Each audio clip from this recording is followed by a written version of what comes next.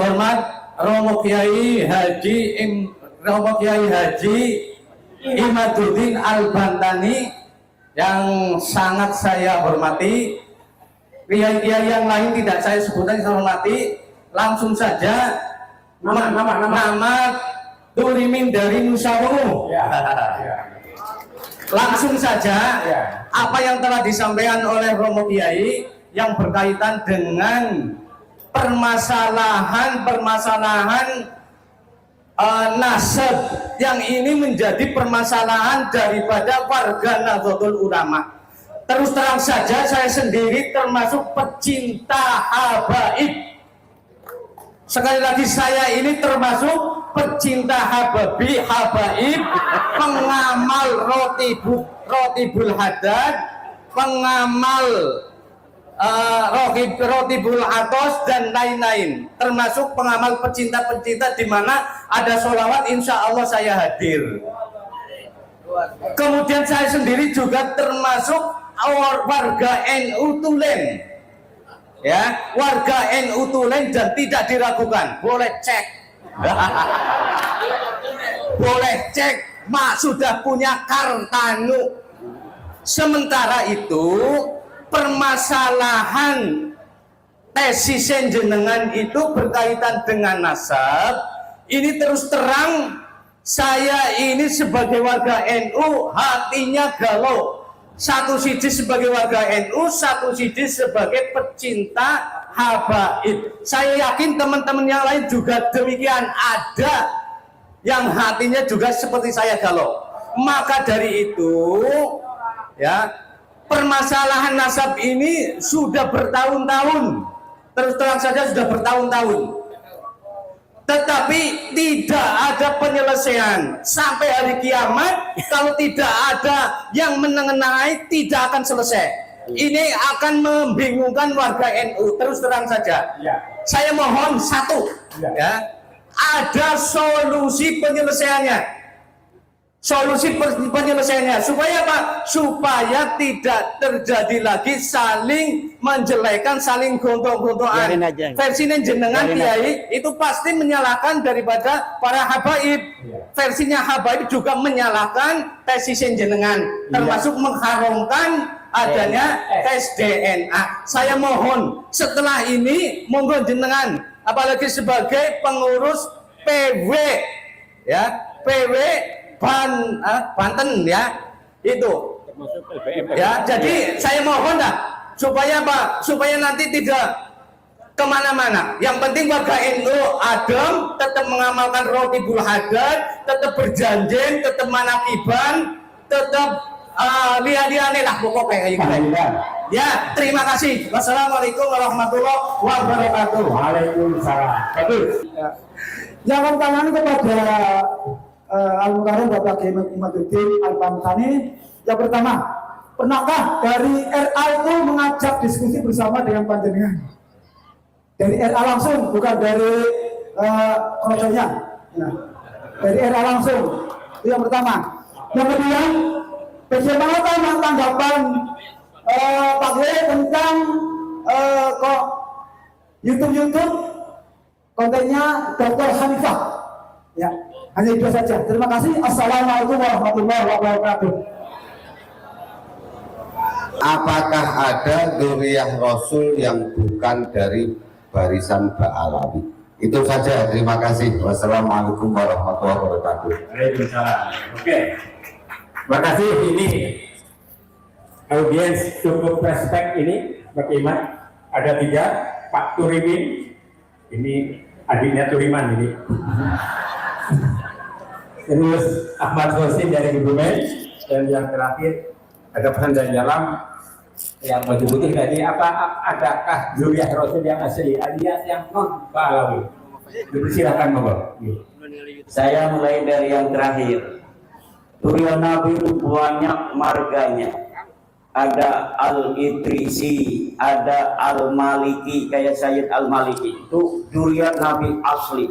Al-Idrisi, dzurriyyah Nabi asli. Kemudian ada Al-Jailani, dzurriyyah Nabi asli.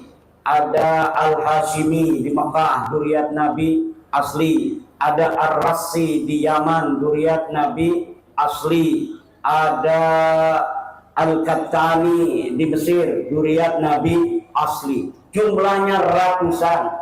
Ada Ibnu Jamil, ada Al-Qabiji, ada Az-Zaidi, ada Al-Khawsi, dan lain sebagainya. Salah satunya yang mengaku sebagai zuriat Nabi itu Ba'lawi. Tetapi sayang, Ba'lawi ini terkonfirmasi palsu, bukan zuriat Kanjeng Nabi Muhammad sallallahu alaihi wasallam. Kemudian Bapak Fauzin Ba'lawi, jenggotnya jenggot Ba'lawi. Pertama, apakah pernah ada Rabita Alawiyah mengajak saya untuk berdiskusi? Tidak ada. Yang ada saya ngirim surat kepada Taufik Segaf untuk diskusi, tapi dia tidak mau. Saya sudah kirim surat kepada Rabita Alawiyah untuk berdebat dengan saya. Di Banten difasilitasi oleh Kuncen Sultan Banten untuk berdebat antara saya dan Rabita. Rabita tidak bersedia datang, yang akhirnya saya tidak datang.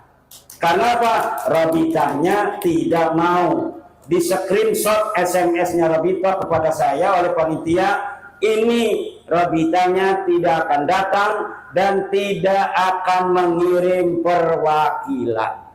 Itu. Jadi kemudian saya datang ke Pasuruan, difasilitasi oleh Kiai Ali Badri Masuri. Katanya mau diajak diskusi oleh Taufik Segaf, saya yang fasilitasi. Saya datang ke Pasuruan ke rumah Kiai Ali Badri yang kata dia Taufik Segaf adalah teman dia.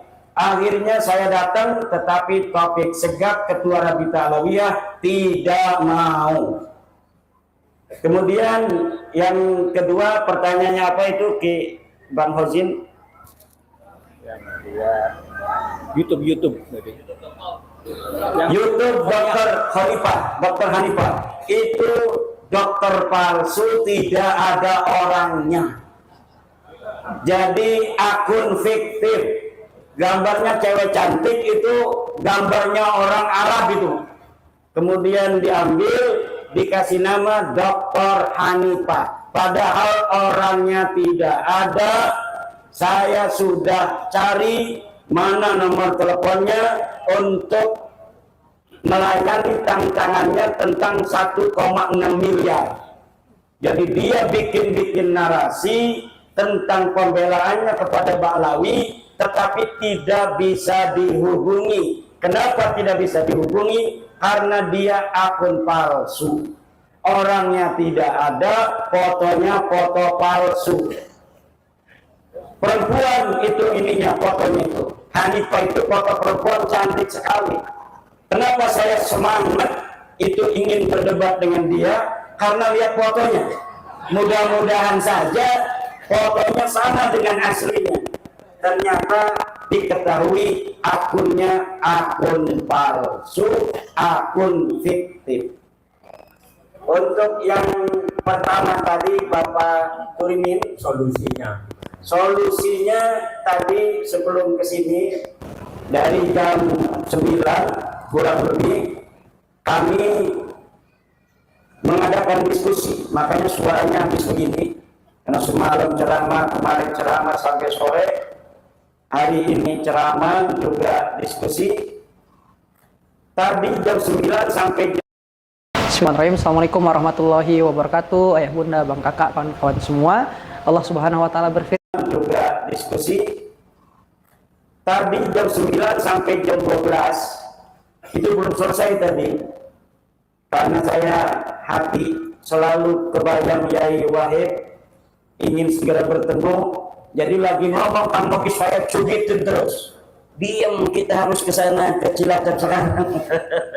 Ini kan Bagus Mogi, Ketua Rabita Bapak Kesultanan Banten, lagi diskusi, saya cubitin agar kita langsung berangkat ke Cilacap untuk bertemu dengan pengasuh pesantren Al-Huda dan Yai Wahid.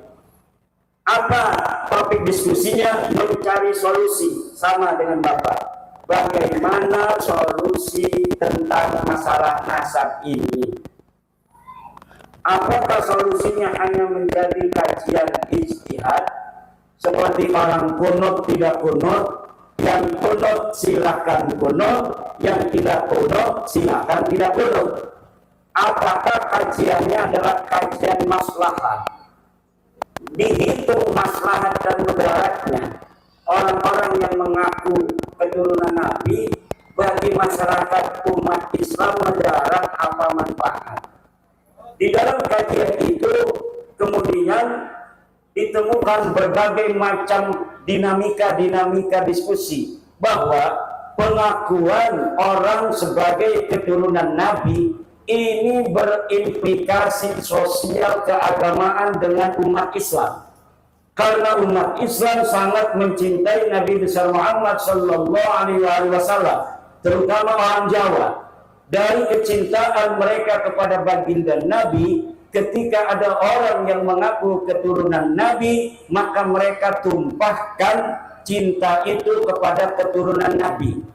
Kadang-kadang dari perasaan mereka yang ingin menumpahkan kerinduan kepada baginda Nabi melalui turunannya, dimanfaatkan oleh orang-orang yang mengaku keturunan Nabi ini untuk menipu, mendawir, memaksa, menghina, dan lain sebagainya.